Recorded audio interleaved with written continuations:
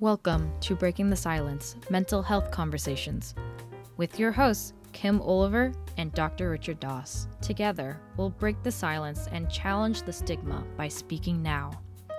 So, take a deep breath, get comfortable, and let's dive in. It's time to start the conversation. How do we get to a place that's healthy without, so some guys take this approach. I'm gonna get a woman on the side so I can keep my marriage healthy. Mm-hmm. One of the things that I want to expect in a marriage is maybe you love me, but I definitely want to be able to trust you. So is it all right for me to expect trust and loyalty? I think that's something that comes from getting to know a person. So one of the things that I'm big on is you want to trust people to be who they've shown you they are. So if they show you that they're loyal and trustworthy, then you're going to tend to trust them. But you also have to be prepared for a moment. I don't know, maybe a moment of anger, frustration, weakness, where the person may not act the way that you expect that they would. And you find out about it and you're devastated.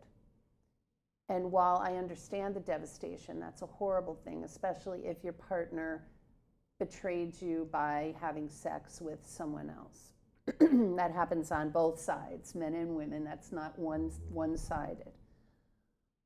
You can be angry and say, I can't trust you anymore.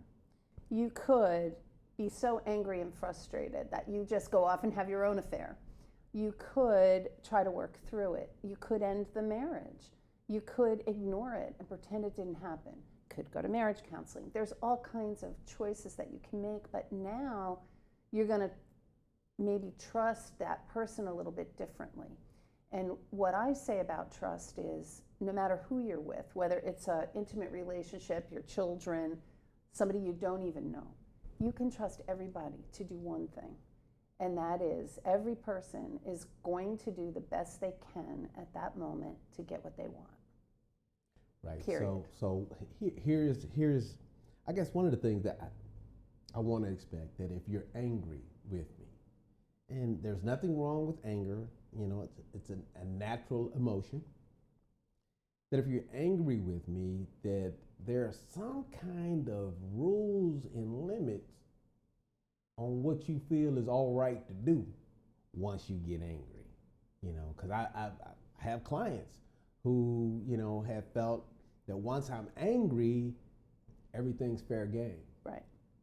And sometimes in anger, people want to get even. You hurt me, now I'm going to hurt you back. Yeah. Yeah, that's very common. Yeah. So as we think about expectations and disappointments, again, do I wait until I'm angry and do something drastic, or beforehand do I have a conversation with you, babe? Let's figure out what's not cool. Let's figure out what's off limits, or as you said, do we just wait until it happens and then go from there? Well, I definitely think that a pre-conversation is important. The question is, how do you know to have that conversation? If you've not been angry with each other, out of the blue, you would just say, let's talk about if one of us gets angry with the other person. Perfect question. I think we should have those questions if people think to have them, or if they're in marriage counseling or pre-marriage counseling. Great question. However, if you haven't had that conversation and it just happens, for me, what I like to help my clients do is understand that that person who was disloyal was doing the best they knew to do in that moment to get what they wanted. And if you love someone, you want them to have what they wanted, even if it's not what you want them to want. So if you understand that they were actually doing the best they could to get what they wanted, then you can stop judging that. And you're going to take it out of here and move it to more intellectual thinking about it. So if you get upset, you gotta do something. Go to the gym, take a run, do something to get rid of that anger, and then just start processing. And then you stop judging. You have clarity, and you can see what they must have wanted, and the best behavior they had to get it was cheating.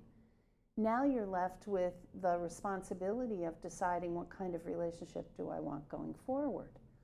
But once you recognize they did the best they could, you don't have to judge. You have clarity. You can find maybe some compassion for why they did that. Right. Maybe you're part of the reason why. Your behavior was part of the reason why, not to justify it, but just to say there was something happening that made this what my partner wanted. Let's figure out that issue and fix it, instead of being so angry that all you can see is red when you look at your partner. A lot has to do with understanding. So when I think about expectations, sometimes we have negative expectations. So watch this. If my last girlfriend cheated on me, I might expect every woman to, that you're going to cheat on me. Even if you're with a woman of high quality that would not do that.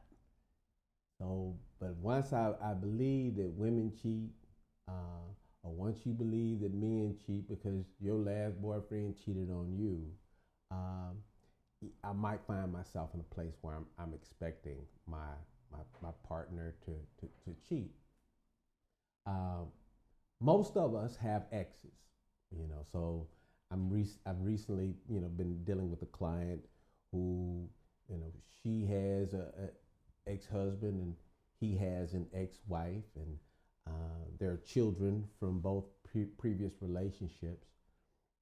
And so one of the questions that came up, what are your expectations from me when my ex is around, and what are your expectations? What are your expectations when my ex is around? What are my expectations when your ex is around? That's a great question. Yeah. Do you go? Is it all right for you to go and talk for 30 minutes with your ex? Give him a big hug and a kiss, or is that not cool? Again, situations that we don't understand or may not realize that it's a problem until it happens. Yeah. So having an ex-girlfriend or an ex-boyfriend, is it okay for you to go give them a big old hug? And then the slow pullback. You know what the slow pullback is? I'm gonna tell you what the slow pullback is. Slow pullback is you see somebody that you had some relationship with, or somebody who might like you, right? And y'all go to hug, oh yeah, and they pulling back all slow. That's the slow pullback. So I told my wife, I said, hey, you know what I'm saying? I don't care who you hug, but hey, check it out, you can't do the slow pullback. That whole kind of looking in the eyes kind of thing when you pulling back off somebody, you can't do that. I got expectations that you ain't gonna do that. Otherwise, we're gonna have a problem. Right. So, there are a lot of conversations that we don't have, a lot of expectations that we don't have. When I think about how clean the house is, do I want it to be as clean as my mama had it?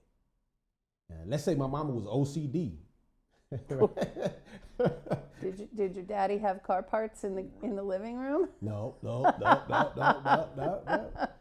Yeah, so where am I supposed to get my expectations from? And which ones are valid? And then how do I know if the valid or the invalid ones are healthy? Those are good questions. And I do think that our expectations come from our past. Either our parents, sometimes crazily, they can come from television, right? Or the movies, what we see in media. That's what I want. I remember, gosh, this was years ago, but I was doing a workshop with two other women, and we called it Women in Divorce. And we made it very clear we weren't anti-men. We were just trying to help women have a level playing field in the divorce arena. So we had one that helped with finances, one that helped with legal stuff, and I was the one that helped with emotions. And at the end of one of those workshops, I had a woman come up to me and say she was getting a divorce. And I said, "Oh, I'm sorry to hear that." And she said, "Well, my husband's a really great guy." I'm like, "So why are you getting divorced?" And she said, "Well, he's not like the men in my romance novels."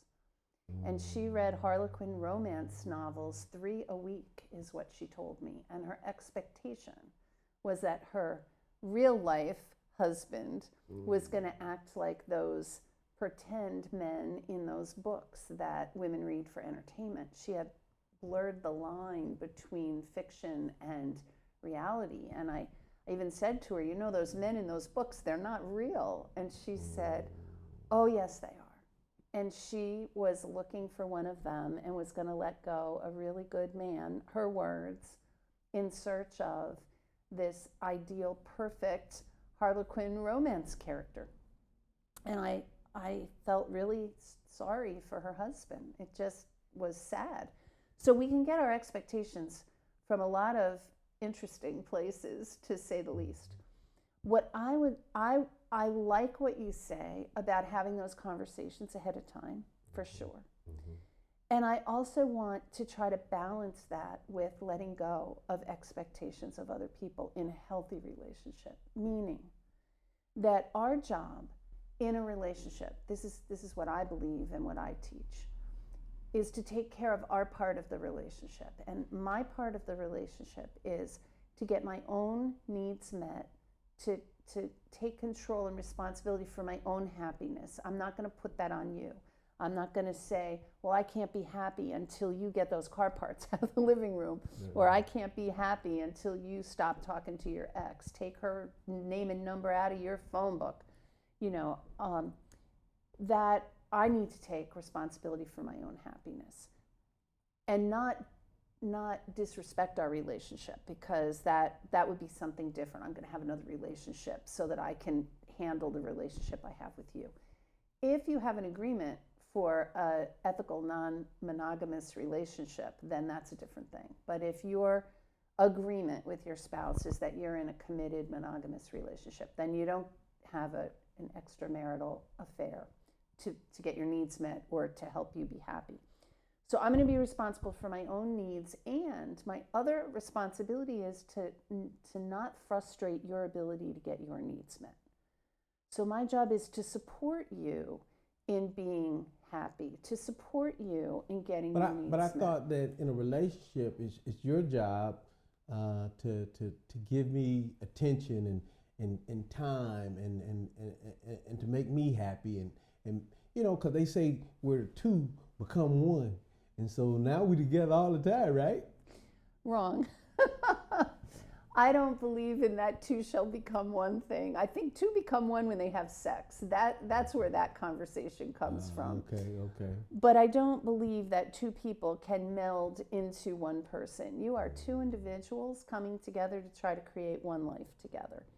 And that is challenging even in great, healthy relationships. That's a hard thing to achieve. And yes, you can continue to have those expectations, for sure, that you expect your woman is supposed to meet all your needs for you, but you're going to be disappointed.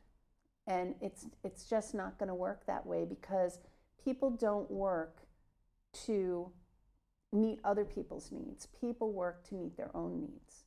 Now, in a good, healthy relationship, at least part of the time, what people need is to satisfy their partner. That's what they want more than anything. My number one priority today is for us to spend quality time together and for us to have a great time.